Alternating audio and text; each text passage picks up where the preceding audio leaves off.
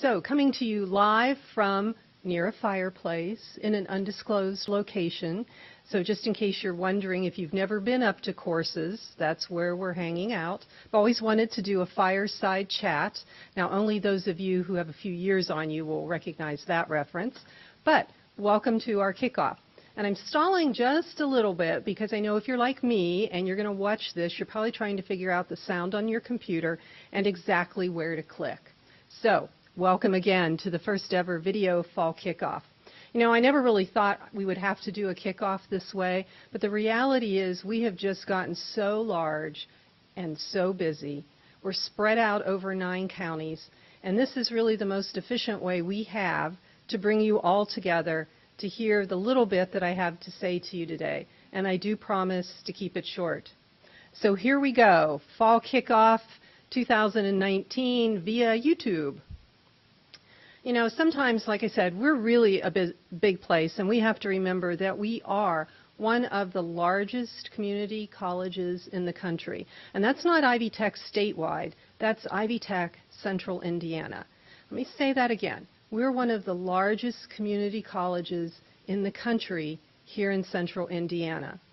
And I know it can be an overwhelming place for us just as we go about our day-to-day work trying to get everything done.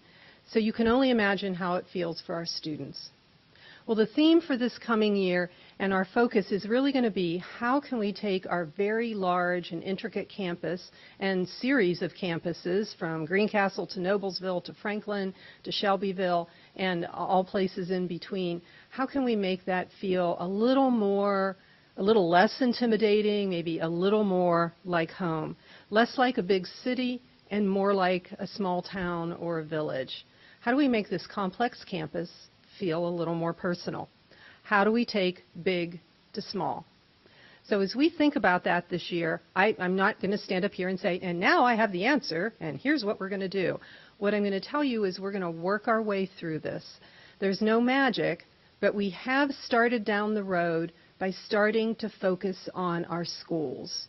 Our School of Business, our School of Health, our School of Technology, our School of Liberal Arts, and I'm probably not getting the whole big long name that all the deans would want me to use, but we do have these smaller components.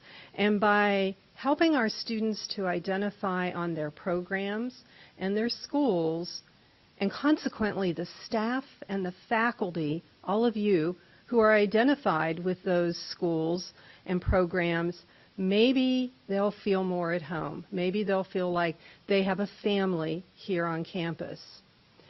So we're going to start using terms like pathways and connections and trying to get our students to focus one by one on the courses that they need to take to get to the career goal that they've set for themselves. You know, we've already started down this path. Think about the student commitments that we put out. One of the things that we promised to do was to try and call our students by name, as we see them, to learn their names, even if it meant putting name tents in front of them in each class, but to try to call them by name. We also, as a staff, promised to take time to look at each other and smile, to not be stuck to our phones as we walk around on campus, but to take the time to look at each other and say hello every once in a while. It makes this place feel like a little bit more like home for all of us. So I hope you'll join me in attempting to do that. Now, one of the initiatives that is going to help us focus a little bit more on school is our new CCEC initiative. Now, you know, we love acronyms around here, so everything's an acronym. But CCEC really stands for, and I'm going to read this so I make sure I get it right, Career Coaching and Employer Connections Team. Career Coaching and Employer Connections Teams.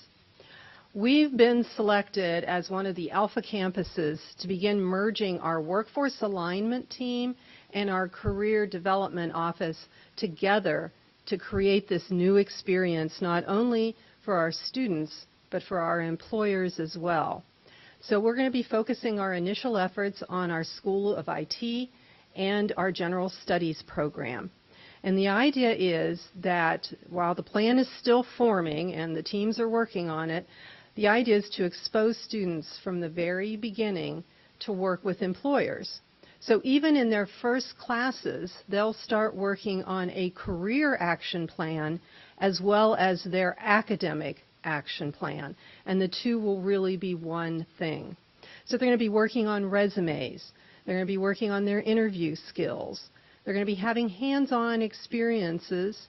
And we hope that they're going to all have a chance to do work and learn or an internship or an externship that will actually help them know for sure that they're on the right path and maybe even focus their path a little bit more.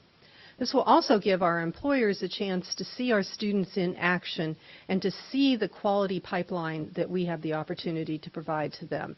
And maybe, hopefully, some of the employers will come alongside with some funding to make this even all more possible. So this is really an exciting opportunity, and we're going to be expanding our career coaching model even more. So watch for more information to come on that. Now, around here at Ivy Tech, the idea of new initiatives and new strategies is nothing new. In fact, if we don't start 5 a week, somehow we feel like we've slacked off. Recently, we formed several new teams. We disbanded a lot of teams and put together some key teams to help organize and funnel all of our new activities and to keep track of things. Some of you are already parts of those teams. You've volunteered and have been hard at work for most of the summer. We have an enrollment team, retention team, completion team, and a developing the workforce team. Those were our initial teams, and we may be adding 1 or 2 more as we continue to go through the school year. What these teams have been doing over the summer is thinking about ways to make sure that we're going to be ready for fall semester, focusing on recruitment ideas and retention plans and how to move more students to completion. How do we get out of our own way? Sometimes our biggest barriers are the ones we've created ourselves. And the teams have been hard at work at that. And the co-leads have been doing an amazing job and have made a difference. You know, our numbers for fall, while still a little bit shy of our goals, are trending up. And everything is looking really positive. And I have to believe it's because of a lot of the work of these teams that have gotten out there and made some things happen and have made a difference. And now, as this semester gets underway, and Friday we'll stop talking about the first 8 weeks and we'll start talking about the second 8 weeks. And then before you know it, it'll be time to talk about spring. And oh yeah, fall of 2020 is just around the corner. So time flies here at Ivy Tech, and these teams will now start to focus a little bit more on the future and what kind of action plans can we have in place. So as the teams continue to grow and work, if that's something you're interested in being involved with, please make sure you talk to your supervisor so they know that you have an interest in getting involved in things. Now, all these teams have been brought together under the title of Strategic Enrollment Planning. That is not a new initiative. You will probably hear that phrase a lot this fall, or because we love acronyms, you might hear us say, here's the SEP.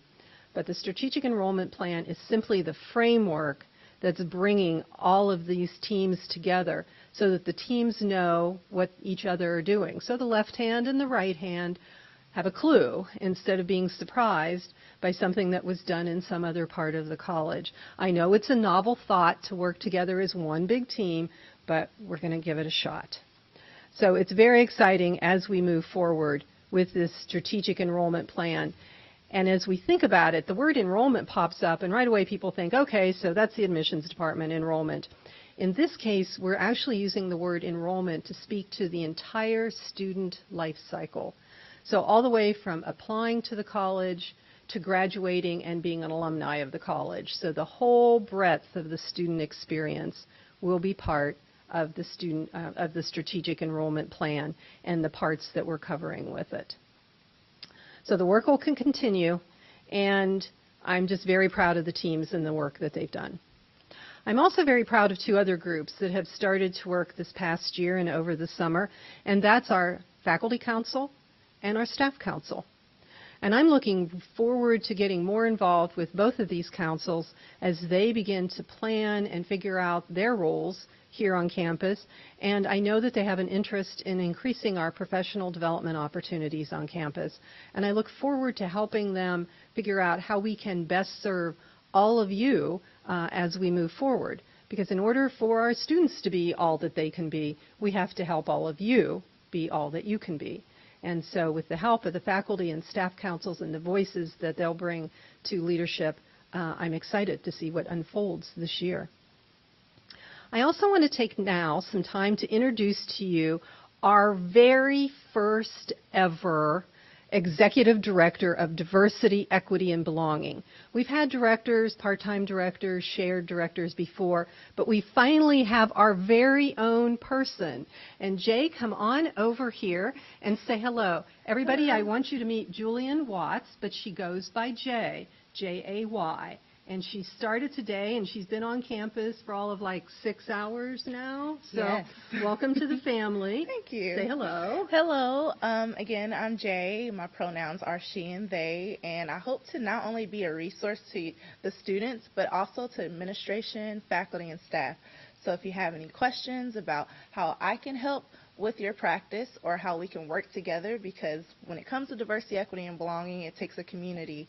And Dr. Lee, you're totally right. It takes a community feel in order for success to happen on a campus, and I am hoping to work with you to make sure that that happens here. Thanks, Jay. We look forward to seeing you in the coming weeks. I should say the following weeks. The coming weeks. And we'll be getting an announcement out with Jay's contact information. We're still attempting to locate an office, so she'll be roving for a while, but that's okay too, because she's got lots of places to visit and lots of folks to meet. So as you see her, please introduce yourself. And remember, in this coming week, that's why it's important to wear ID, so that folks can clearly see who you are. So please make sure that your name tag or your employee ID is clearly visible so that our students and our new staff and faculty members can identify you. Finally, I did promise to keep this short. We didn't need to hear an hour of the Chancellor rambling on, and in fact, most of you have multiple meetings coming up this week that will hit you with all the details of the various things that are happening or will happen and what days you need to show up where and new policies. I just wanted this opportunity to give you an overview of my thoughts for the coming semester and basically to wish you all a great semester. I really want to thank the teams that have been working really hard to get the campuses ready for the fall semester. So our facilities and maintenance teams have been really out there pushing it, trying to make sure everything's working right. If there's something in your area that's not working right, please make sure there's a work order put in. They can't fix what they don't know is broken. I want to thank all of the student life and student services folks who have been here over the last month, just really killing themselves and getting out there and bringing the students in and helping them work through enrollment to conversion to registration. I want to thank everybody who volunteered for express enrollment a couple weekends ago. We ended up with almost 800 people on campus who were students, and then probably 3 times as many by the time you counted all their parents and kids that came along with them. But it was a great day. The new process worked well, so thank you to all that worked really hard to make that happen. I also want to welcome back the faculty. I hope you got a little bit of downtime last week and that you're ready to go this week and all ready for the fall semester. So welcome back, everybody. It's fall again. It's the craziest time of year, and I really hope that, we can make this crazy place feel a little less crazy. And I want to encourage all of you to remember to take time for yourselves.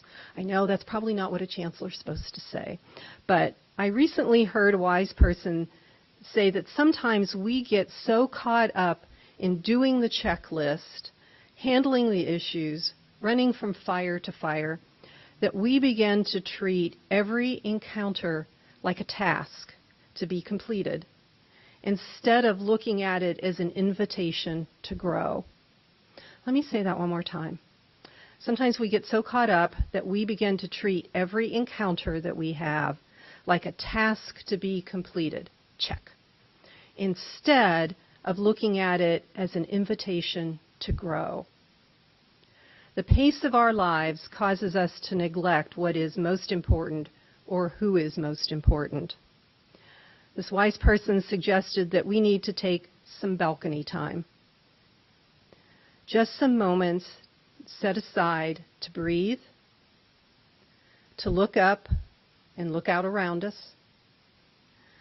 So I know that this place can be demanding, and the next few weeks are the worst and the best of times around here. But please, remember to breathe. Remember to smile, and to smile at each other. And please, give yourself permission to take some balcony time. Have a great semester. I'll see you around this week, and keep up the incredible work, but with some balcony time. Thanks, everybody.